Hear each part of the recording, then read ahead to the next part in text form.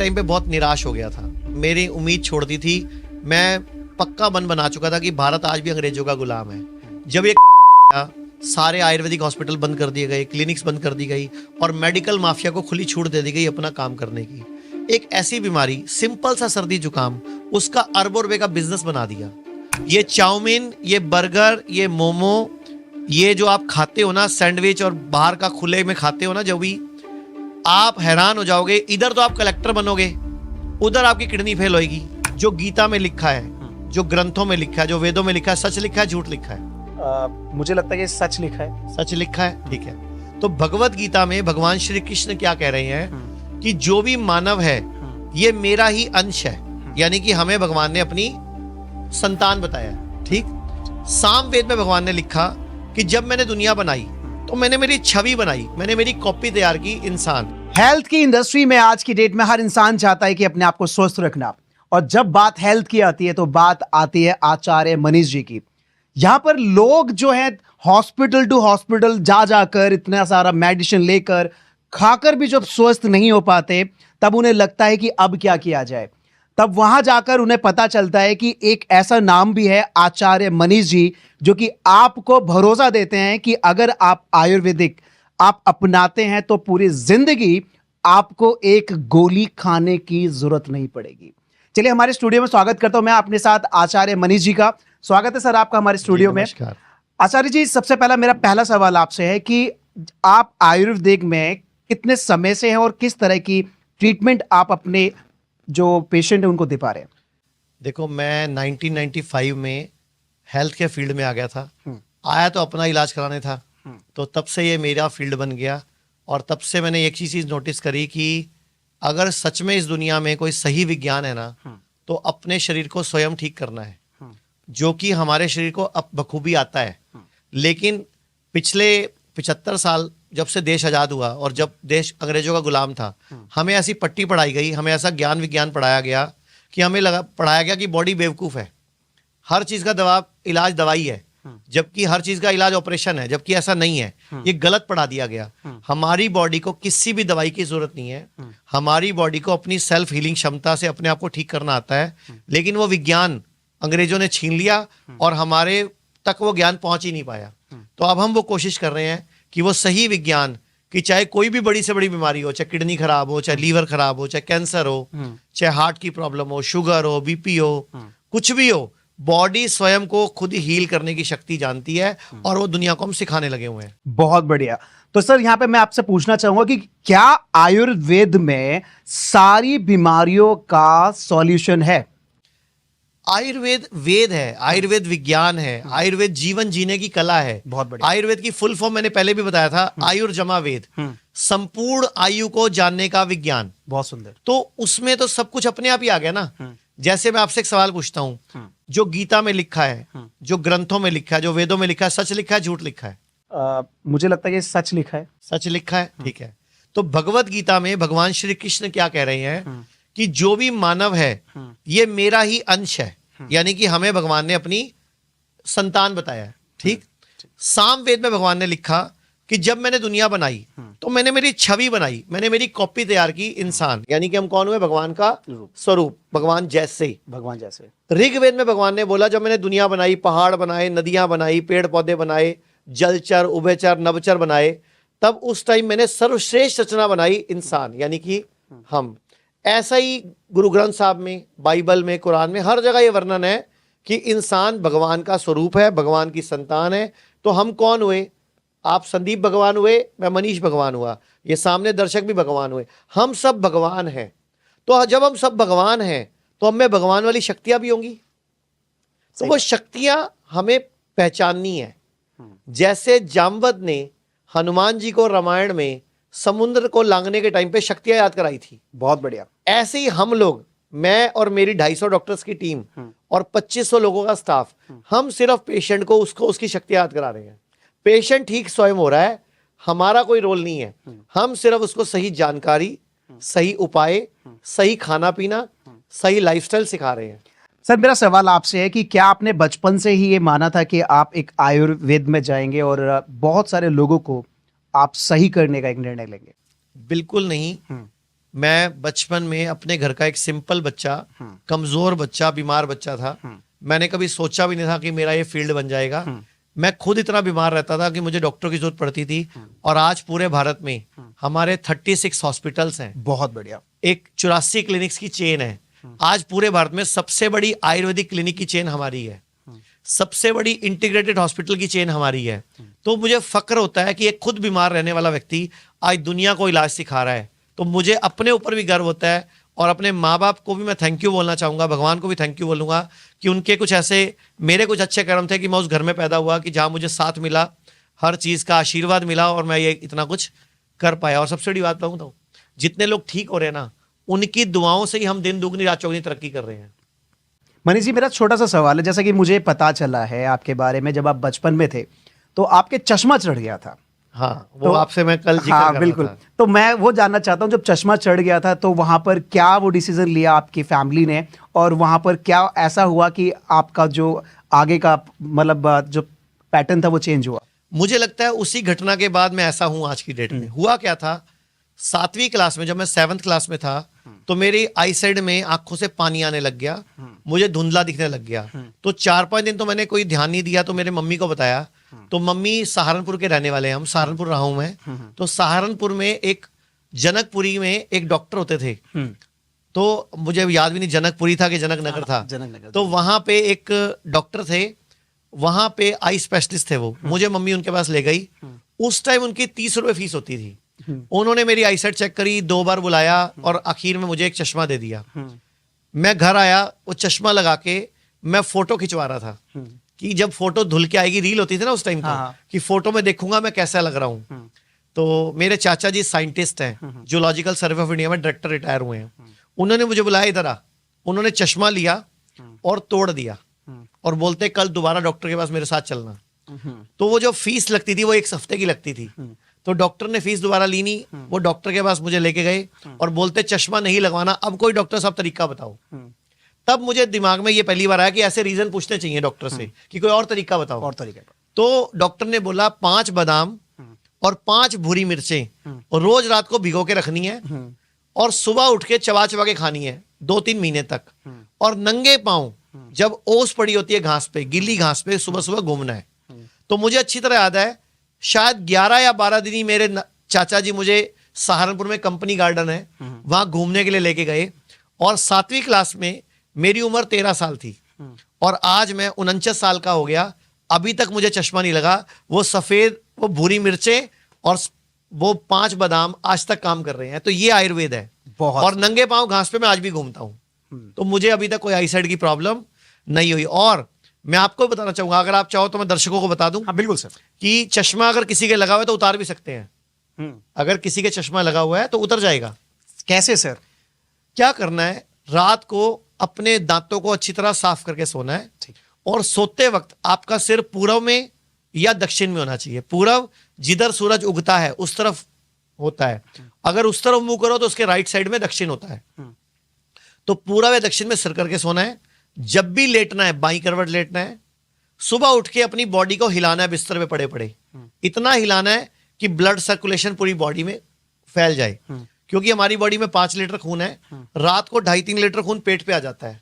तो घुटनों में कम होता है, एड़ी में कम होता है, गर्दन में कम होता है, सिर में कम होता है। तो पूरी बॉडी में एक साथ वो घूम जाए। तो बॉडी को हिलाया, उठ के बैठ गए।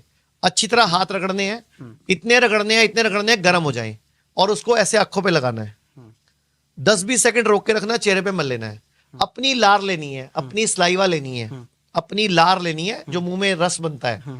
इसको आंखों में काजल की तरह लगा लेना है और उसके बाद ये 3 उंगलियां ऐसे रखनी है।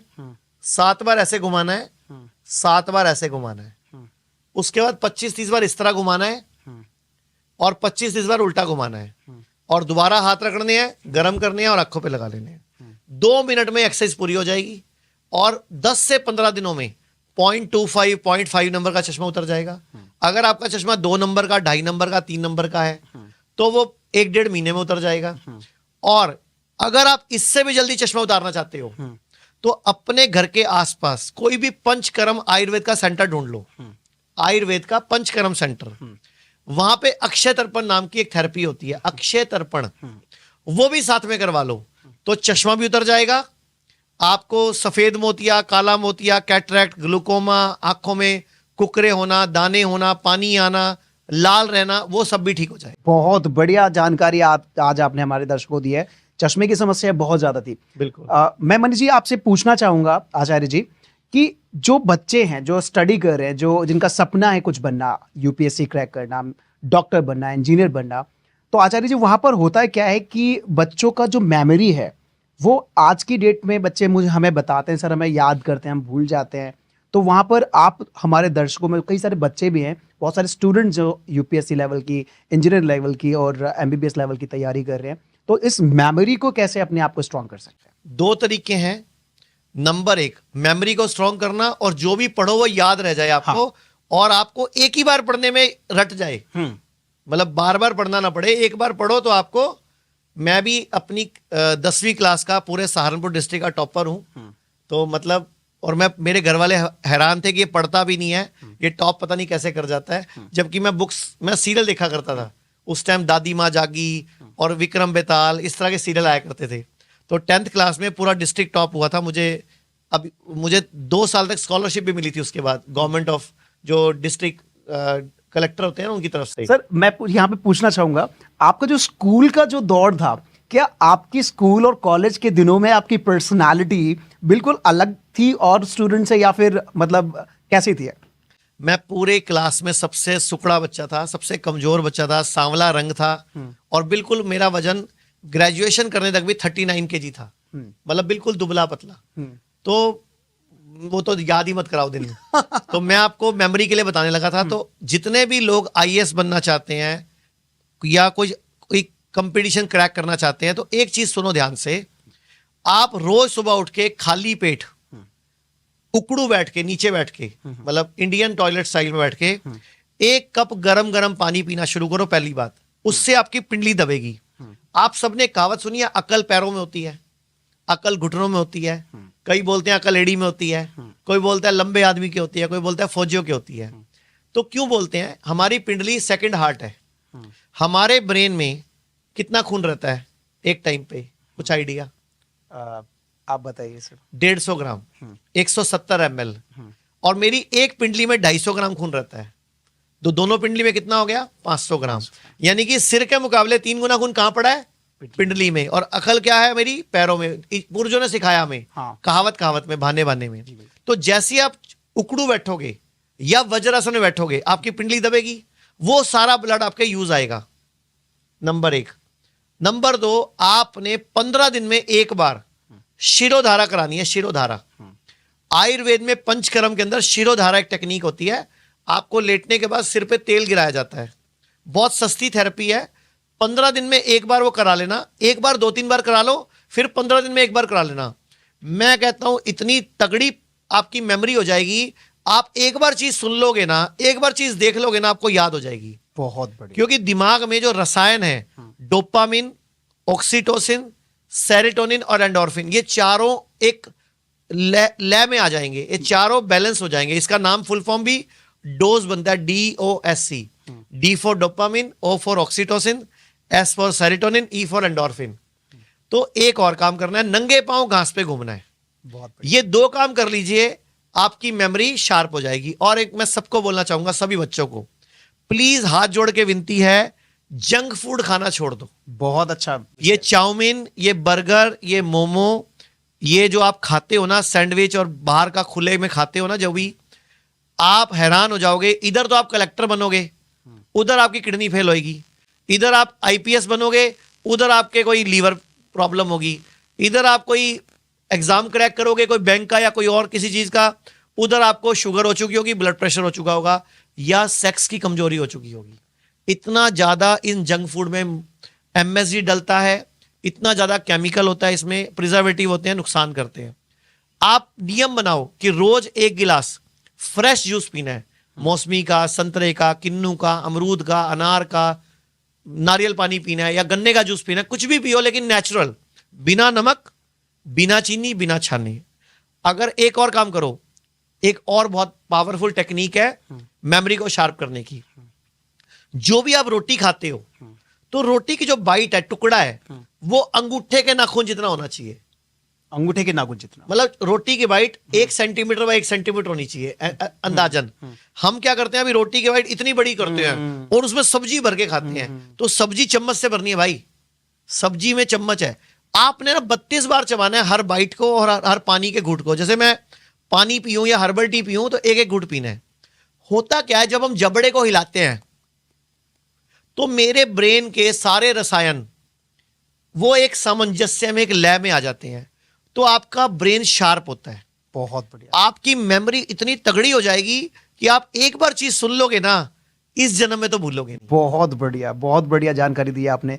यहाँ पर एक सवाल और मैं आपसे पूछना चाहूंगा, मैं कुछ पर्सनल सवाल करना चाहूंगा जी, सर जी, आपसे। जी।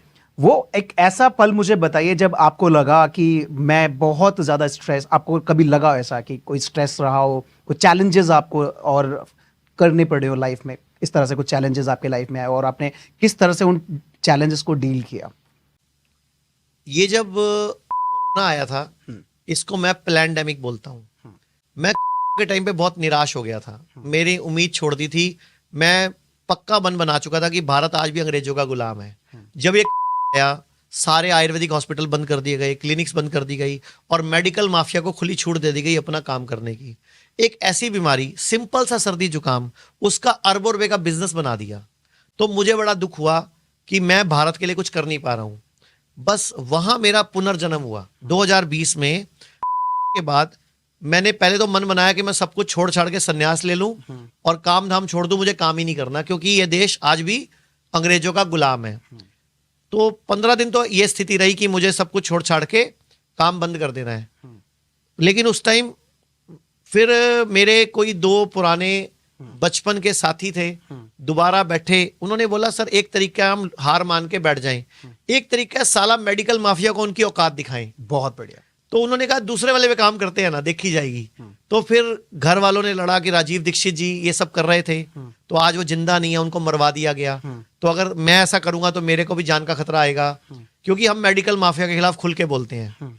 अब मैं आपसे पूछूं एक सवाल, फिर मैं अपनी बात पूरी करता हूं। बिल्कुल सर। कि आज की डेट में कैंसर बहुत बढ़ रहा है। बिल्कुल। मुझे बताओ सुबह से रात तक क्या ऐसी चीज खाते हो जिससे कैंसर बढ़ रहा है? मुझे ऐसा लगता है कि सुबह शाम तक हम घर का ही रोटी वगैरह और कुछ। पूरे दिन में ऐसी कोई एक चीज जिससे सबसे ज्यादा कैंसर होने की संभावना है? सुबह से रात तक, उठते ही लेके रात के सोने तक, कोई ऐसी चीज जिसमें सबसे ज्यादा कैंसर कारक तत्व है? मुझे आप ऐसा बता सकते हो? मुझे देखो, मुझे लगता है, बताया था कि प्लास्टिक के कप में जब व्यक्ति चाय वगैरह प्लास्टिक के कप तो हम यूज कर नहीं रहे ना आजकल। तो मैं आपको बताता हूं, सुबह उठते ही खाली पेट हम सबसे पहला काम करते हैं ब्रश करने का। ब्रश में जो हम टूथपेस्ट यूज करते हैं ना, ध्यान से पढ़ लो, सबसे ज्यादा खतरनाक कैंसर कारक टूथपेस्ट है। उसमें सोडियम लॉरेल सल्फेट है, SLS बोलते हैं उसको। सोडियम मोनोसल्फेट है, जो कि भयंकर ब्लड में एसिडिक लेवल पैदा करता है और कैंसर करता है। तो SLS और SMS ये टूथपेस्ट है। मैं आपको एग्जांपल देता हूं। जब भी किसी को हार्ट अटैक पड़ता है, क्या करते हैं हम लोग? हार्ट अटैक पड़ता है, क्या करते हैं? एक गोली देते हैं एलोपैथी में, मॉडर्न पैथी में, जीभ के नीचे रख लो, सॉर्बिट्रेट नाम की। 7 सेकंड में उस गोली का असर हार्ट तक पहुंच जाता है। जीभ के नीचे रखते ही 7 सेकंड में जब उसका असर पहुंच जाता है, तो सोचो टूथपेस्ट करने में आपको 2 मिनट लगते हैं। सोचो कितना केमिकल आपकी बॉडी ने एब्जॉर्ब कर लिया उस टूथपेस्ट में से और हमें कैंसर दे दिया। आजकल किसी से पूछ लो, हर घर में किसी ना किसी के रिश्तेदार को कैंसर है। बिल्कुल। और कैंसर इंसान को गरीब बना देता है, लाचार बना देता है, इंसान का घर बिकवा देता है, सोना बिकवा देता है, कर्जा चढ़ा देता है। तो मैं आपको बोलना चाहूंगा, अभी भी देश में हर्बल टूथपेस्ट अवेलेबल है, तो कृपया उसको इस्तेमाल कर लो। मंजन कर लो, आज भी मंजन मिल रहा है मार्केट में, वो कर लो। आप दातुन कर लो, लेकिन टूथपेस्ट मत करो। हाथ जोड़ के विनती है। क्या हर्बल जो है हम सुबह कर सकते हैं? हाँ, हर्बल टूथपेस्ट तो आयुर्वेदिक है ना, उनमें वो SLS SMS नहीं होता। जो भी टूथपेस्ट झाग नहीं बनाती, समझो उसमें SLS नहीं है। हम जो शेव करते हैं, हम क्रीम लगाते हैं, उसमें भी SLS है। जो भी चीज झाग बनाती है, वॉशिंग पाउडर, साबुन, शैम्पू, सब में SLS है। क्या इसका कोई सर ऐसा उचित हमें मिल सकता है? सब कुछ हर्बल में ऐसा रिप्लेस कर सकते हैं क्या? कोई भी अपनी रसोई में जो भी अपने घर के मतलब डेली स्केड्यूल में जो चीजें ले रहा है, क्या वो सारी चीजें हर्बल में लाई जा सकती हैं? देखो, मैंने तो पिछले 6 साल से दूध से शेव बनाना शुरू कर दिया। मैं शेव भी दूध से बनाता हूं। 1 चम्मच दूध लो, सिर्फ 1 चम्मच, उसको रखो और उसको ऐसे ऐसे टच करो और शेव कर दो। आप हैरान हो जाओगे, क्रीम के मुकाबले बढ़िया शेव बनेगी। दूसरी बात, आजकल अगर आप अपने आसपास ढूंढोगे तो बहुत सारी आयुर्वेदिक, नेचुरोपैथी, हर्बल कंपनी आ चुकी हैं जिनके प्रोडक्ट प्योर हर्बल है, तो यूज करो, कोई दिक्कत नहीं। नहीं तो अपने खाने में हफ्ते में 5 दिन हल्दी शुरू कर दो।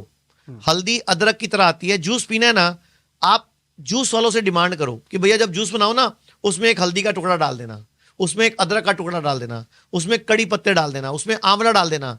मैं कहता हूं कभी जिंदगी में डॉक्टर के पास जाना ही नहीं पड़ेगा। आयुर्वेद क्या कहता है? सर्वेषाणाम रोगाणाम निदानम कुपिता मला, मतलब जितने भी रोग हैं, सर्व रोग हैं, कुपित मल को निकाल दो, रोग ठीक हो जाते हैं। तो गंदगी निकाल दो, व्यक्ति स्वस्थ हो जाता है। यही हम कर रहे हैं अपने शुद्धि में, हिम्स के हॉस्पिटल्स में। हमारा एक ही मकसद है, और मेरा टीवी पे 10 साल हो गए प्रोग्राम चलते हुए, जीना सीखो।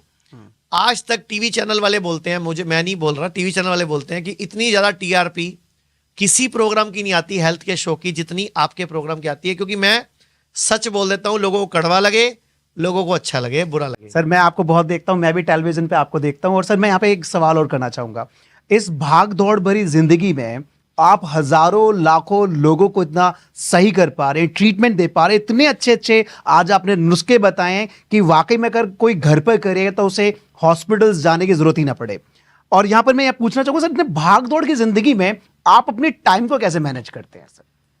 मैं सच बताऊं? हाँ सर। मैं सुबह से अभी तक 1 गिलास नारियल पानी पिया है, 1 प्लेट फ्रूट्स की खाई है, दोपहर को 1 गिलास जूस पिया, और अभी आपके यहाँ हर्बल टी पिया। ये मेरी डाइट है सुबह से। मतलब मेरे को 4.5 साल हो गए रोटी चावल छोड़े हुए। और सबसे पहले आपको डाइट मैनेज करनी है। डाइट मैनेज करने से आपका ब्रेन डेवलप होगा, आपकी IQ, six sense, strength develop होगी, तो आपको अब जीवन का उद्देश्य मिल जाएगा। जब जीवन का उद्देश्य मिल जाएगा ना, तो जीवन का उद्देश्य आपको ड्राइव करेगा। बहुत सुंदर सर। और उद्देश्य ड्राइव करेगा तो ही आप सही मंजिल पे पहुंच पाओगे। अभी देखो, आपने बोला मैनेज कैसे कर पा रहे, तो मैं मैनेज नहीं कर रहा, अब प्रकृति मुझसे मैनेज करवा रही है, क्योंकि सृष्टि ने मुझसे कोई काम करवाना है। बहुत। जैसे मैं आपसे मिला हूं, कल पहली बार मिला हूं लाइफ में, मैं मिलकर इतना खुश हुआ कि आप इतनी यंग एज में, इतने छोटी एज में आपने बोला कि जो स्कूल भी ना गया हो मैं उसको इंग्लिश सिखा सकता हूं, जो कभी बिना कॉपी पेन लिखे मैं इंग्लिश सिखा सकता हूं, बिना कॉपी पेन के इंग्लिश सिखाऊंगा, प्लस जिसको इंग्लिश का कुछ भी नहीं आता मैं उसको भी इंग्लिश सिखा सकता हूं। तो मेरे को इतना अच्छा लगा कि आप एक इतना अच्छा काम कर रहे हो, क्योंकि इंग्लिश एक कम्युनिकेशन लैंग्वेज है आज के टाइम में। बिल्कुल सर। तो वो कॉन्फिडेंस बढ़ाती है। बिल्कुल सर। हम भी ना इतने बोंगे हैं कि जब किसी डॉक्टर के पास जाए और डॉक्टर ना इंग्लिश में 5 बातें करे और हमें समझ एक ना आए, हमें लगता है डॉक्टर सियाना है। मतलब जो इंग्लिश बोल देते हैं ना, लोग उसको इंटेलिजेंट मान लेते हैं। तो आप इस देश के युवाओं को, बच्चों को एक मोटिवेशन देने का, एक दिशा देने का काम कर रहे हो, तो आपको भी सैल्यूट है sir. Sir thank you very much आपकी टीम को। बहुत लोगों को सर मैंने यहाँ पर सलाह दी है, और लगभग 55 से 56 कंट्री में सर मैं क्लासेस कर रहा हूँ अभी समय हमारी एप्लीकेशन पर, और 9 मिलियन प्लस सब्सक्राइबर, 90 लाख लोग हमसे जुड़े हैं एक चैनल पर, और पूरे चैनल की मैं बात करूँ तो करोड़ों लोग हमारी चीज़ों से जुड़े हुए हैं। और मैंने बहुत मेहनत करी है, और उस मेहनत का मैंने अपनी लाइफ में, अगर मैं अपनी बात करूँ, बहुत चैलेंजेस थे। उन चैलेंजेस को देखा, मैं गवर्नमेंट स्कूल में पढ़ा था, और वहाँ पर उन चैलेंज को देखा कि एक क्या होता है, किस तरह से इंसान आगे निकल सकता है। तो उस चैलेंजेस को देखकर मेहनत की, और मेरी सिस्टर ने मुझे बताया कि स्किल को अपना, इंग्लिश की स्किल को अपना हथियार बनाओ, आने वाले टाइम में सर्वाइव करने के लिए किसी भी फील्ड में आप जाओगे तो ये बहुत ज़रूरी है। तो पैसे नहीं हुआ करते थे, लेकिन बहुत मेहनत मेरी सिस्टर ने मेरे साथ की। पैसे नहीं होते थे, लेकिन मिशन था, विजन था। तो वो विजन मिशन ही आज आपको यहाँ लेके आया। और आज सर मेरा ये है कि मैं बहुत सारे स्टूडेंट्स ऐसे भी जो ऑफलाइन में हमारे पास, हम उनको अगर वो बताते हैं फाइनेंशियल उनके साथ प्रॉब्लम है, तो सर मैं अपनी, मुझे पास्ट याद आ जाता है, तो मैं उनके क्लासेस देता हूँ, और कोई चार्ज नहीं करता कि आप कामयाब हो जाओ तो उसके बाद आपको कोई भी एज ए गिफ्ट आप देना चाहो तब दे सकते हो। और मैं चाहूंगा कि अगर मैंने आपको दिया है तो आप भी आने वाले अपने फ्यूचर में कामयाब हो जाओ, तो 2 लोगों को आप दो और दो। तो ये चीजें मैंने अपनी लाइफ में अपनाई, और आज आपसे भी मिलकर लगा कि आपका भी बहुत चैलेंजिंग रहा सफर, बहुत सारे चैलेंजेस से आप आगे। घर से खाली आता आया था। एक ट्रेन वाला सफर आप बता रहे थे, कोई ऐसा हुआ था कि मैं जब घर से निकला था तो मैं घर से भाग गया था बेसिकली। अच्छा। मतलब मैं इसलिए ये कहानी सुना रहा हूँ कि युवाओं को पता चले कि सबके साथ ऐसा होता है। मैं ट्रेन की पटरियों पे लेट गया था, जाके मरने के लिए घर से चला गया था, क्योंकि मैं इतना बीमार रहता था, इतना कमजोर था, मुझे लगता क्या करूंगा जी के, क्योंकि लाइफ में कुछ था ही नहीं जीने के लिए, कोई उमंग नहीं था, कोई उत्साह नहीं था। तो हरिद्वार चला गया था मैं सहारनपुर से भाग के, और ट्रेन की पटरी पे लेट गया। तो थोड़ी देर बाद एक साधु आया मेरे पास, कहता इस पटरी पे नहीं आएगी, इस पटरी पे आएगी, इधर लेट। मतलब उसे ये नहीं कहा कि क्यों मर रहा है, उसने बोला इधर नहीं आएगी, इधर आएगी। तो वो मेरे को याद है। और उस टाइम जब मैं घर से अपने मौसा जी के पास गया तो मेरे पास ट्रेन की टिकट का किराया भी नहीं था। वो समय मतलब था। 75 रुपए टिकट थी, मेरी जेब में 40 रुपए थे। वो समय आपने देखा वो है? समय देखा है। और आज हमारे पास ए से लेकर जेड तक भगवान का दिया आशीर्वाद है कि आज पूरे भारत में एशिया का सबसे बड़ा हॉस्पिटल हमारा है। बहुत बढ़िया। खुद एक बीमार व्यक्ति जो दुनिया में अपना इलाज ढूंढ रहा था, आज दुनिया को एक राह दिखा रहा है। तो मैं तो ये भगवान को थैंक यू बोलूंगा कि भगवान सबको टाइम से ना एक इंट्यूशन देता है, एक आइडेंटिटी, मतलब एक इशारा करता है कि अपनी जिंदगी का एक लक्ष्य ढूंढो। मैं आपके माध्यम से सारे बच्चों को बोलना चाहूंगा, जो आपके स्टूडेंट्स हैं या जो नहीं भी हैं और इस वीडियो को देख रहे हैं, जब तक आपके जीवन में लक्ष्य नहीं होगा आप ड्राइव नहीं होगे। बहुत बढ़िया। जिस दिन लक्ष्य बन जाएगा ना, आपकी ड्राइविंग शुरू हो जाएगी, आपको दिशा मिल जाएगी, आपको वजह मिल जाएगी, जीवन जीने का पर्पस मिल जाएगा। जैसे मैंने मेरा पर्पस बना लिया है कि जब तक जीऊंगा हिंदुस्तान में हर बंदे को जीना सिखाऊंगा। खाना पीना, लाइफस्टाइल, क्या खाना है क्या नहीं खाना है, क्या ज्यादा खाना है क्या कम खाना है, क्या अच्छा क्या बुरा, ये सब कुछ मैंने सिखाने का अपना उद्देश्य बनाया है। और आज हमारी टीम में 250 प्लस डॉक्टर्स हैं।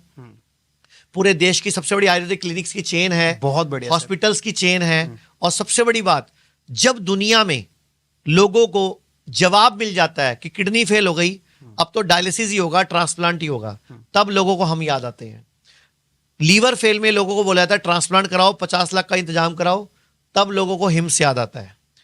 हार्ट में बोला जाता है कि आप सर्जरी कराओ या बाईपास करवाओ या स्टंट डलवाओ, तब लोगों को हिम्स याद आता है। कैंसर में जब बोल दिया जाता है कि लास्ट स्टेज है ले जाओ, थर्ड स्टेज है ले जाओ, सर्जरी या कीमोथेरेपी ला जाए, तब लोग हिम्स को याद करते हैं। और हमें खुशी है बताते हुए कि उस वक्त हम लोगों की मदद कर पाते हैं और 50 से 70% लोगों को उसके बावजूद भी ठीक कर पाते हैं। ये बहुत बड़ी बात है। मैं भगवान को थैंक यू बोलूंगा कि उसने हमें इस कार्य के लिए चुना। और मैं आज आपके चैनल पे भी पता क्यों आया हूं, सिर्फ यूथ को एक बात कहने के लिए कि कामयाब हो, पढ़ाई करो, सफलता के पीछे भागो, लेकिन हेल्थ को इग्नोर करके नहीं। क्योंकि बाई चांस तुम कहीं पहुंच गए, तुमने कोई क्रैक कर लिया एग्जाम, तुमने कोई कलेक्टर बन गए, तुमने कोई डीसी बन गए, या तुम कोई मान लो आईपीएस एसपी बन गए, डीएसपी बन गए, लेकिन उस टाइम किडनी फेल हो गई ना, लीवर फेल हो गया ना, तो मेरी बात याद करोगे। तो हेल्थ को इग्नोर नहीं करना, हेल्थ को साथ लेके चलना है। सूर्य नमस्कार करो, सबसे पूरे वर्ल्ड में सबसे पावरफुल एक्सरसाइज है सूर्य नमस्कार। सूर्य नमस्कार। सूर्य नमस्कार करो। अगर कुछ नहीं कर सकते 3 आसन कर लो। सुबह उठते ही उकड़ू आसन, मतलब मल आसन, मतलब इंडियन टॉयलेट साइड में बैठ के गर्म पानी पीना। ठीक है। नंबर 2 वज्रासन, पांव जोड़ के एड़ी खोल के उसमें बैठ जाओ, वज्रासन। नंबर 3 मंडूक आसन, 3 आसन कर लो। एक प्राणायाम करना है, अनुलोम विलोम, इधर से सांस लो, इधर से छोड़ो, इधर से सांस लो, इधर से छोड़ो, ये कर लो। इसके अलावा ये भी नहीं कर सकते तो हफ्ते में एक उपवास शुरू कर दो भाई। 5 दिन गाड़ी चलाओ, 1 दिन गाड़ी को रेस्ट दो। अभी आप लगातार दिन में 8 बार गाड़ी चलाते हो, जैसे सुबह नाश्ता, उसके बाद मिड मील, फिर लंच, फिर मिड मील, शाम की चाय, फिर डिनर, फिर रात को कुछ ना कुछ खाते पीते हो, और फिर रात को 11 मैं तो हैरान हूं, रात को 2 बजे में देखा युवा पीढ़ी भटूरे खाती मिल रही है, कभी मोमोज खाती मिल रही है, कभी चाउमीन खाती मिल रही है, कभी कचौड़ियां खाती मिल रही है, कभी पिज्जा बर्गर। तो इतना प्रसाद हो चुका है भारत का। और सैंडविच भारत की राष्ट्रीय परोठा बन चुका है। मतलब सैंडविच, ब्रेड सबसे खराब चीज है। अगर कभी आप ब्रेड बनते देख लो ना, आप कभी खाओ ना। और दूध मार्केट में नकली आ रहा है। तो मैं एक ही बात बोलूंगा, हरी सब्जियां ज्यादा खाओ, फ्रूट ज्यादा खाओ, नारियल पानी पियो, स्प्राउट्स खाओ, अंकुरित दालें खाओ, और वहीं से कैल्शियम मिलेगा, वहीं से आयरन मिलेगा, वहीं से फॉलिक एसिड मिलेगा, वहीं से प्रोटीन मिलेगा। मैं आपसे एक सवाल पूछता हूं। बिल्कुल सर। कि आजकल जिम में युवा जा रहे हैं, भयंकर स्टेरॉइड खा रहे हैं, भयंकर कोई ना कोई पाउडर, कोई वे प्रोटीन, कोई वो जो कई तरह के पाउडर्स खाते हैं बॉडी बिल्डिंग करने के लिए। हमारे पास रोज के कम से कम 5 बच्चे आ रहे हैं जिनकी किडनी फेल हो रही है उस पाउडर को खाने से। हिप जॉइंट घिस रहा है, लेकिन ये सब बॉडी बिल्डिंग के चक्कर में, किसी लड़की को इंप्रेस करना है और वो बॉडी बनाने के चक्कर में। भैया ये सब मत करो। बॉडी ऐसे ही बन जाती है। आप कहोगे प्रोटीन कहाँ से मिलेगा, सवाल आता है कैल्शियम कहाँ से मिलेगा। कैल्शियम कहाँ से मिलेगा? तो मैं आपसे एक सवाल पूछता हूँ, आपसे पूछ लूं? हाँ सर, मेरे से पूछ लीजिए। हाथी को कैल्शियम कहाँ से मिलता है? हाथी को कैल्शियम कहाँ से? हाथी की हड्डियां मजबूत हैं। हाँ बिल्कुल। हाथी को कैल्शियम कहाँ से मिलता है? तो नेचर मतलब कहूँगा पत्तों से। पत्तों से। अच्छा, गैंडा मजबूत है, हाँ गैंडे को कैल्शियम कहाँ से मिलता है? भाई वो आसपास के माहौल में जो चीजें पत्तों से। पत्तों से। अच्छा चलो, बैल को कैल्शियम कहाँ से मिलता है, आयरन कहाँ से मिलता है? फॉलिक, घास-फूस। घास फूस से। हाँ। घोड़े को कहाँ से मिलता है? घोड़े की भी हड्डियां मजबूत है, मजबूत है।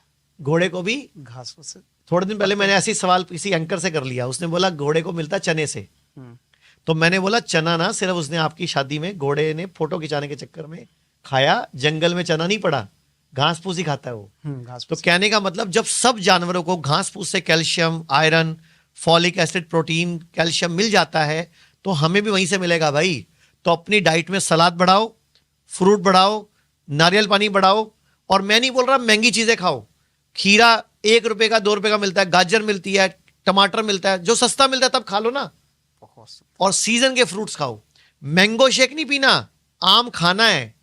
और कभी भी डिब्बे वाला जूस मत पियो, मैंगो शेक भी कभी नहीं पीना, बनाना शेक भी नहीं पीना।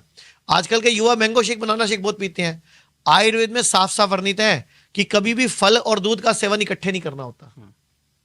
उससे हमारी बॉडी पित्त प्रकृति की हो जाती है, गॉल ब्लैडर में पथरी हो जाती है, लड़कियों को यूट्रस में पीसीओडी हो जाती है, यूट्रस में सिस्ट हो जाती है, फाइब्रॉइड हो जाता है, पीरियड डिस्टर्ब हो जाते हैं, पुरुषों की यौन शक्ति घट जाती है।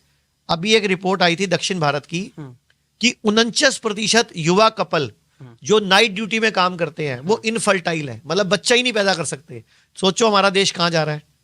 तो अभी भी वक्त है, पश्चिम से बाहर आओ, भारत को अपनाओ, भारत की चीजें अपनाओ, भारत की सभ्यता अपनाओ, भारत की डाइट अपनाओ, अपने इलाके की डाइट अपनाओ, नेचर से जुड़ो, नंगे पांव घास पे घूमो, खाना खाने के साथ पानी मत पियो, आधा घंटा पहले 40 मिनट बाद, और अपने आप को स्वस्थ कर लो। और एक लक्ष्य बना लो कि कामयाब होना है लेकिन हेल्दी रहते रहते। देखिए बहुत सारी बातें आज सर ने बताई हमें, और इतनी अच्छी अच्छी बातें सर ने आज हमें बताई। अगर आप अपनी लाइफ में फॉलो कर लेंगे ना तो कभी आपको प्रॉब्लम नहीं होगी। आयुर्वेद अपनाना है और सेहत को अच्छा बनाना है, और यही सर का मिशन है। और मैं चाहता हूं इस मिशन को आप भी अपनाएं, अपने घर में, अपने घर के आसपास में लोगों को यही कहना है, पश्चिमी सभ्यता नो, केवल और केवल आयुर्वेद। यही आपकी जिंदगी का एकमात्र समाधान है, जिससे कि आप हमेशा स्वस्थ रहेंगे और खुशी रहेंगे। स्वस्थ परिवार, खुशी परिवार। बहुत बहुत धन्यवाद सर, आपने इतना समय दिया, इतना कीमती समय हमें, हमारे दर्शकों को दिया। इस वीडियो को ज्यादा से ज्यादा शेयर कीजिएगा और उस इंसान तक पहुंचाइएगा कि जो हेल्थ को लेकर बहुत प्रॉब्लम में है, तो वो इस वीडियो को देखने के बाद सर से कांटेक्ट करें। लिंक में सर के सारे कॉन्टैक्ट्स लिंक में आपको मिल जाएंगे, कहां कैसे आप कांटेक्ट कर सकते हैं, कैसे आप अच्छा ट्रीटमेंट ले सकते हैं, किस तरह से अपने आप को स्वस्थ रख सकते हैं। Thank you so much everyone for joining this beautiful podcast. अब पूरे भारत में हमारे 40 से अधिक हॉस्पिटल और 80 से अधिक क्लिनिक व डे केयर सेंटर हैं। यहाँ आयुर्वेद, नेचुरोपैथी व पंचकर्म के जरिए बीमारियों की जड़ पर काम किया जाता है, जिससे बीमारियों को रिवर्स करने में मदद मिलती है। तो आज ही अपने नजदीकी स्वास्थ्य केंद्र से संपर्क करें और हमारे विशेषज्ञ डॉक्टरों से निशुल्क परामर्श प्राप्त करें। अगर आप वीडियो में कही गई बात से सहमत हैं तो Y टाइप करें। अगर आप कही गई बात से सहमत नहीं हैं तो N टाइप करें।